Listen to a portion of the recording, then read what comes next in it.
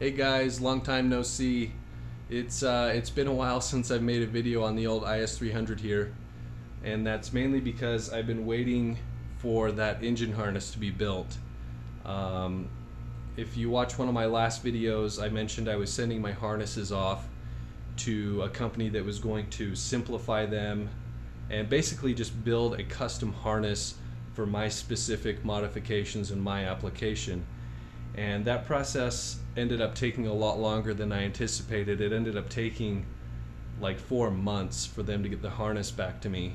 So I wasn't super pleased about that, obviously, but it's one of those things where there's not that many companies out there that deal with custom stuff like this, so you kind of have to roll with the punches on a custom application like this. But the good news is I finally got the harness back last week, and I've been able to work on the car this weekend a little bit.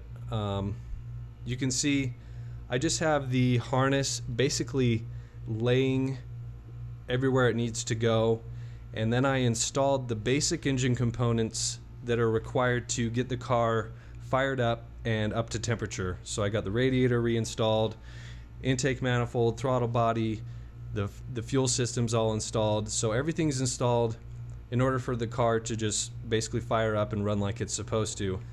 Luckily and surprisingly, it fired right up, no issues. Everything seems to be working great. I actually got some footage of when I fired it up for the first time and did a few revs and just messing around getting it to run a little bit better and stuff. So yeah, not bad considering, one, it's a completely different engine harness now and didn't have any issues with that, getting it fired up. And the other thing is, as far as tuning adjustments for the new injectors, the coils, everything was pretty dang close. So I was pleased to only have to make minor adjustments to get it to run smooth as butter, basically. So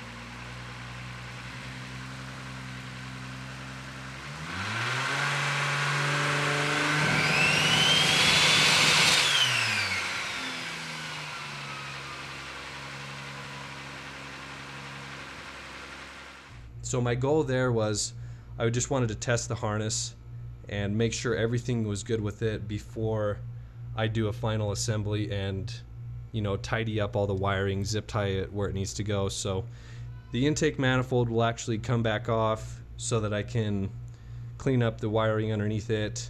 I need to clean up the wiring up here a little bit. But other than that, the engine bay's getting pretty close to being finished here. You can see, I don't think it was in my last video, but I actually had the turbo compressor housing powder coated to match the valve covers, the fuel rail, the radiator.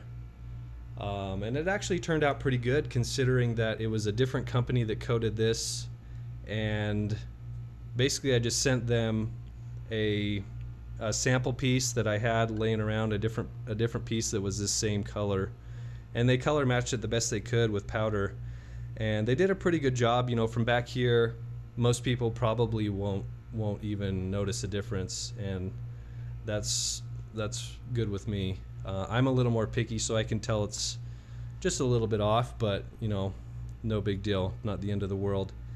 Anyway, take you to the inside of the car here, and you can see I've made quite a mess in here.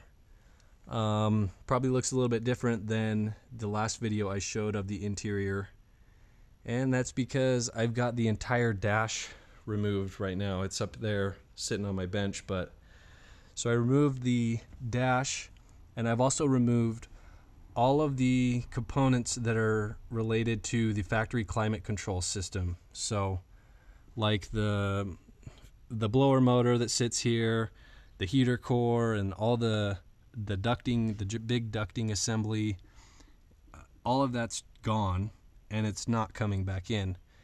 So a couple reasons for that. One, it will allow me to run this harness tighter to the firewall and reach the factory ECM and the AEM ECM over here, because I wanted to mount these both right kind of on the front of the passenger side floor pan, so that they're out of the way enough, but they're easily accessible if I need to get to the wiring or get to the ECMs for whatever reason. So I can just, you know, peel back the carpet, mess with whatever I need to mess with, throw the carpet back, and we're good to go.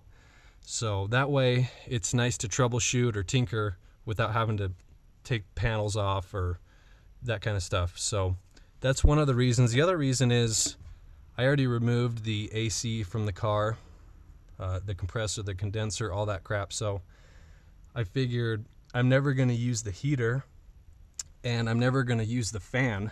So what's the point in keeping all that stuff in there when it's just taking up a ton of space and just dead weight essentially? So probably saved, I don't know, not a whole lot, maybe 20 or 30 pounds ditching all that crap. But you know, just for me, it's more about cleaning things up and getting rid of stuff that I'm not going to use. So it'll allow me to kind of clean up a lot of the wiring, and which is something I've been wanting to do in here for quite a while. So all that junk down there, some of that needs to be run over here to the ECMs. And so I've got quite a bit of work left to do in here, obviously. But once I get the wiring sorted out and the ECMs mounted, I'll be able to put the dash back in, and nobody will even be able to tell that it's basically gutted behind it. So that'll be cool. Here's all the junk that I took out from behind the dash, basically. So quite a bit of stuff they cram back there, surprisingly.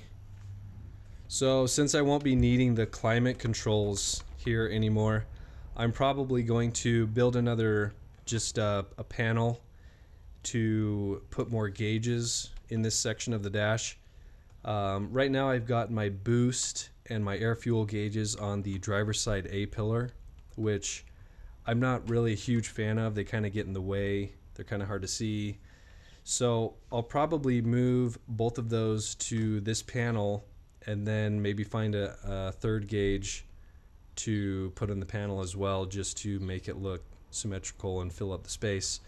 So that's probably what I'm going to end up doing there. I might, instead of building a second panel for this area, I might just redo the whole thing and build just a single panel, just so it looks clean without the seam.